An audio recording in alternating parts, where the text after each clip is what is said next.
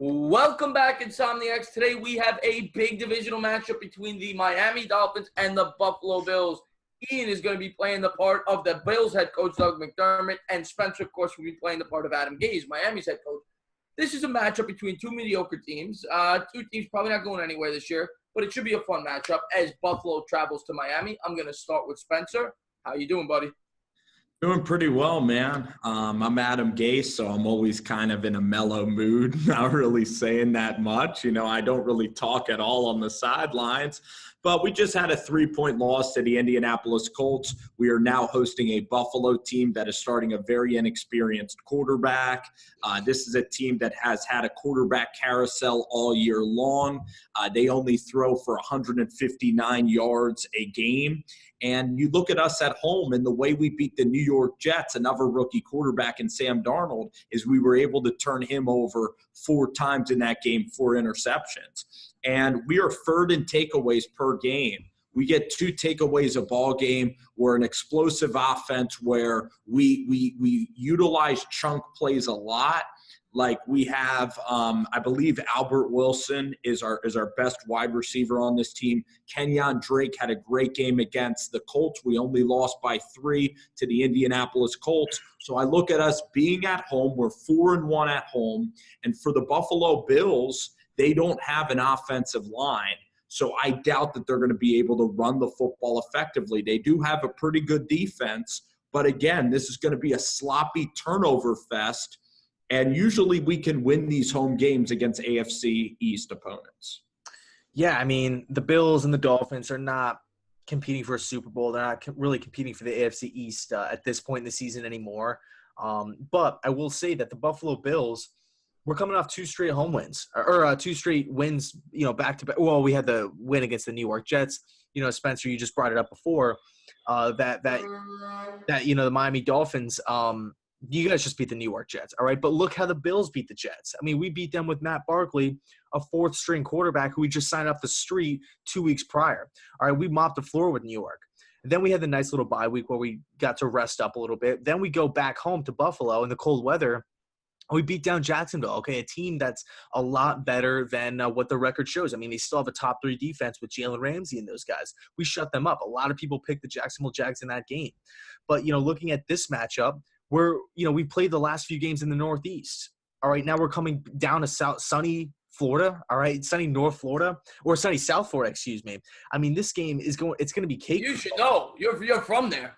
I'm from here. I mean, I could step outside right now. I just start sweating, So this game is going to be a huge weather change for the Buffalo Bills. I mean, a team that's used to playing in the 30-degree temperatures, the 20-degree temperatures. So going down to South Florida, it's going to be – the weather will not be an issue for the Buffalo Bills. Josh Allen is back at the helm, mind you. I noticed you took a shot at Josh Allen by comparing him to Sam Darnold, the turnover machine that he is. Josh Allen beat Minnesota. In Minnesota, he beat Tennessee at home against the Tennessee Titans. All right, Josh Allen has he was barely adequate that game, though. I mean, that Tennessee scored 9 points that game, but we won the game. Unlike what you guys did against the Colts, you said you barely squeaked by. Yeah, you guys lost by 35 to the Colts. We lost by 3. I'm not about the moral victories. I'm about the W's. And what are the facts? The facts are we beat the Titans, a pretty formidable team. We beat the Vikings, a playoff team. We beat the Jacksonville Jaguars, the team that went to the AFC Championship last season. So a lot of people, I'm not new to the Josh Allen hate. People have been doubting him all season. But the facts remain that Josh Allen has a strong arm. He's probably one of the biggest quarterbacks in the league. He's mobile. If you get him outside the pocket, he'll hurt you with his legs. So Josh Allen, you could do so many different things with him. And yeah, we don't have the best offensive line. It's actually probably one of the worst in the league. But that's fine because the Miami Dolphins defensive front 7 really isn't that scary at all. And I went all that time without even mentioning the defense, which is the strength of the team. But before I get into the defense, I'll pass it back to you and see if you have anything to combat what I said. Yeah, basically, I just don't trust, Josh Allen to really put up big numbers and to be consistent with his play. He did play well against the Jacksonville Jaguars, but the Jaguars, You know, he had a couple of big throws in the game. He only completed 8 passes last week. I mean, Josh Allen doesn't complete a high percentage of his passes. And the thing about Josh Allen and this Buffalo Bills team is that you have Robert Foster as your weapon, but Kelvin Benjamin, you don't have elite weapons to get down the field. And then your offensive line is just so terrible that you can't really control the game up front with running with Shady McCoy. And that's what you're going to need to do. The Jaguars are a terrible team. You guys did beat Minnesota, and that was a hell of a win, and Minnesota wasn't expecting it. But the Miami Dolphins were able to beat Chicago at home. They're 4-1 at home, and they are just a more consistent football team than Buffalo. Buffalo has been all over the map this year. Their personnel is terrible offensively. It's one of the worst personnel offenses of all time. And I feel bad for Josh Allen that he has the worst personnel that he's ever going to have in the NFL. It reminds me of David Carr in Houston. That's how bad the team is around this team. I'm going to agree with what you just said, and I'm sure Ian's going to get into the defense, which the Bills have a very good defense, very underrated. The Bills' offense is very poor. It probably is the worst in the league in terms of personnel. Your offense ain't much better, though. Miami's offense isn't that good either. I'll say that. Yeah, I was going to add on to that point. You know, you took a shot at the Bills' offense, and granted, what you said is true. They're definitely not that talented. All right, just saying it nicely. But who do the Dolphins have? I mean, Jarvis Landry, you guys got rid of. Devontae Parker was on the trade block. He doesn't even like playing for you guys, playing for you, Adam Gase. You know, Grant is out for the year. Who do the Dolphins have at wide receiver? First of all, we've been starting Brock Osweiler a large percentage of our games. But, I mean, if you go back and look like at our performances this season, we were able to go and score 23 points against the Houston Texans. Like we were able to have a great game against Indianapolis, putting up 24 points. We have our quarterback Ryan Tannehill back. So it's only going to take about 27 points to win. And I'm telling you that Albert Wilson is an explosive player and Kenyon Drake's an explosive player. And how about Mike Gesicki from Penn State? I mean, we can devise plans to get explosive plays at home. Our offense will fly at home. Not against this defense. What were the outcomes in both of those games? In what games? The Texans, the both games that you just brought up, Houston. The Texans was 42-23. We lost. Both of those games were losses. But that was Brock Osweiler. Fair enough. But that doesn't. We get Ryan Tannehill coming back. How about the game against the Oakland Raiders early this year? Oh, come on. Don't give me a Raider. The worst team in the league? Don't give me that. Don't give me that, Spencer. The Raiders are garbage. I don't even want to hear the stats. Listen, we are an inconsistent football team, but we can turn it on, and Ryan Tannehill's going to turn it on, and you can't trust Buffalo's offense. I mean, our offense is not that great. I'm not saying it's going to be a great matchup, but we have explosive playmakers on our side of the ball. And I really think Miami's offense is an underrated offense. Look, first off, you make a ton of great points. But I did not even focus on the Bills defense, the strength of the team. You know, they're number 2 in yards per game, giving up yards per game. All right, they're number 3 in yards per play. That's top notch, especially considering how many times Nathan Peterman, how many times Josh Allen, how many times Derek Anderson have turned the ball over. Factoring in all those turnovers, look at all those extra possessions that this Bills defense has had to be out in the field, and yet they're still a top 3 defense in those two categories. Not to mention we're number 1 against the pass offense, right? The Bills defense, Trey White, Jordan Poyer, Micah Hyde, we're young, we're athletic, we're on the rise. You brought up Ryan Tannehill. It's not like Brian Tannehill is like a top 15 quarterback. I mean, I will say we do have to keep him in the pocket. He's going to be a lot better than Josh Allen this game. I agree with that. I'm not a big Josh Allen guy right now. I agree. I'd rather have Tannehill quarterback. The guy is so raw, and he can barely complete 8 throws a game. And I have another stat that's going to blow you away for a team going on the road that you're going to need to have going on the road.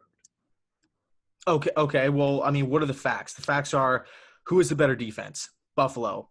Who is the better coaching staff? Buffalo. Who is the weather favor? Buffalo. Whoa. I wouldn't say the weather favors Buffalo. It doesn't. What makes Sean McDermott this unbelievable renaissance of a head coach? I actually think that I mean, I don't think the weather favors either team. I think if it was in Buffalo, it would favor Buffalo. But you could actually make the argument that good weather is bad for Buffalo because they're a defensive football team. You want it to be as sloppy and cold as possible. Right. And that may have something to do with why their defensive stats are as good as they are. Okay, well, I live in Florida. I know the Florida Heat pretty well. You go, and you're from New York, Chris. So you could go around whatever, take a jog around, around a track, and now come down to Florida and run the same lap. All right, it's going to be a lot easier in Florida. It just is. Of course. So how does that not play a factor in Buffalo's favor? I don't think it does. I don't think the weather benefits either team, to be honest with you. I don't think it's a factor in this game. So you don't think playing consistent games in the Northeast, late November, mid-November, also kind of having the foresight, knowing that you're going to play home games later on in December when it gets a little bit colder. Well, okay. If you're saying it might benefit the Buffalo offense slightly, I might agree with that. But it's not going to help. But you need your defense to be incentivized. Yeah. See, if I was the Buffalo head coach, I would want it to be as cold and sloppy and muggy as possible because that's the type of team you are. I think going to a warm environment is bad for Buffalo, to be honest with you. But I still like Buffalo in this game. Before we get to the picks. Well, Chris, before you pick the Buffalo Bills, they had 14 penalties in their last game. Buffalo is at the bottom of the NFL in penalties per game, 7.9 penalties. They are an undisciplined team. Not only do they hold all the time on offense, but defensively, Jerry Hughes, Shaq Lawson, there was an all-out brawl in Jacksonville.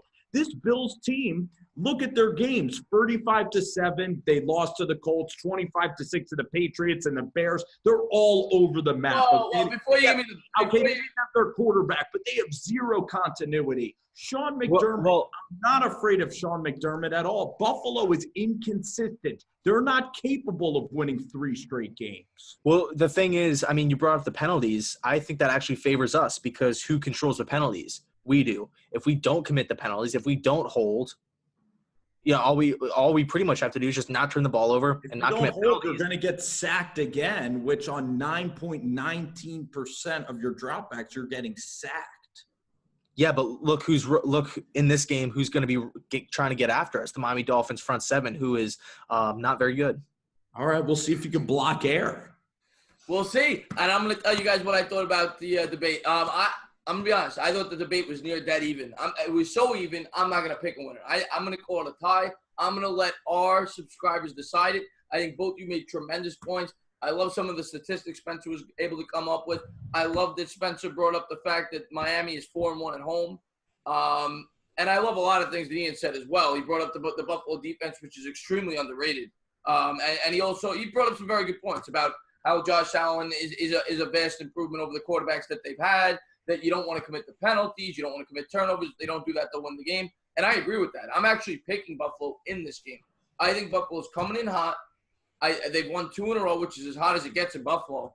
And Miami, since the start of the year, has been atrocious. They started off 3-0. As you remember, opening week, they got a lucky win with that storm. I think that really affected the flow of that game with Tennessee. Otherwise, Buffalo probably would have lost that game. They won an overtime game against Chicago, which is, of course, very impressive. Chicago's one of the top 5, 6, 7 teams in football, but they narrowly won that game. And Miami could easily be 2-8 right now. Or whatever, they could easily be a 2-win team right now.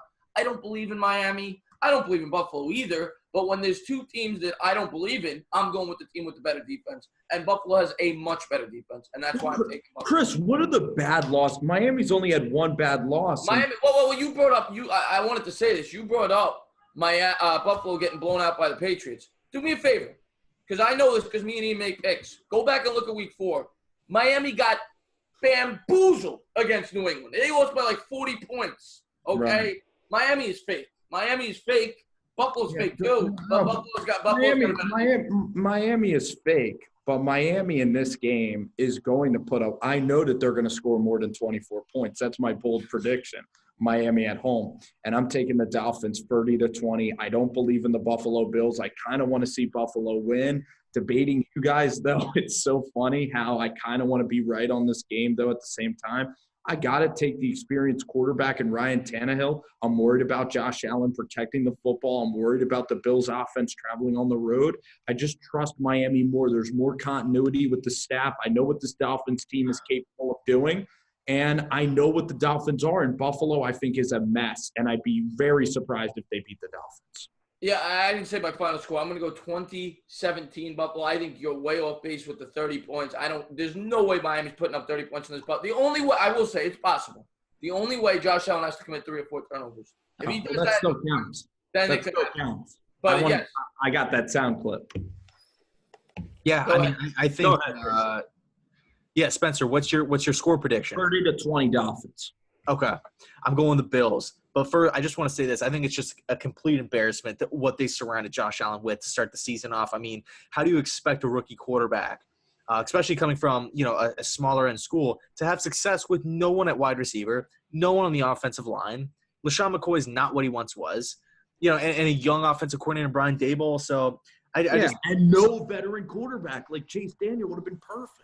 And they traded away A.J. McCarron before the season. I mean, think about it, he has nobody to bounce ideas off of other than Nathan Peterman to start the year. He is probably the same, he's not knocking because of what, his stats and whatnot, but just as far as the mental aspect goes, what does Nathan Peterman know that Josh Allen doesn't know? They're both young, extremely young quarterbacks that haven't really had a lot of success in the league. He needed a Josh McCown. He needed a Derek Anderson to start the season off. But anyway, I'm going Bills in this game because I think the Bills defense is great. I think what it comes down to is just not turning the football over and not committing penalties. And really, if you don't do those two things, if you're Buffalo, the defense will win you the game. I think since Sean McDermott took over defensive play calls, the defense has stepped up and they look like a completely different team. I look at Buffalo coming off 2 straight wins. Well, win, bye week, then win. You look at that team; they're buying into Sean McDermott, whereas the Miami Dolphins are kind of, they just blew a 2-possession lead in the fourth quarter against the Colts. They had that game won. I feel like the culture in Miami is a lot different than Buffalo right now. Everybody's going up in Buffalo, whereas Miami is kind of shaky. They don't know what's happening with Gase, who's going to be playing quarterback next year. A lot of question marks surrounding Miami currently. Going Buffalo in this game, big win on the road. Final score. 20-16. All right, we're a point different. I said 20-17. So we both like Buffalo. How many yards does Tannehill throw for in this game? 197. Wow, I'm going 295, baby. What? Mm-hmm. Tannehill's going to throw for 160, and Miami's going to get embarrassed at home as the Buffalo Bills come in there and they beat them 20-17 in an hour defeat. I want to thank all you guys for checking us out. We had a nice, healthy debate. If you liked what you watched, please hit that like button. Please subscribe and tell us what you thought about the debate. Who won?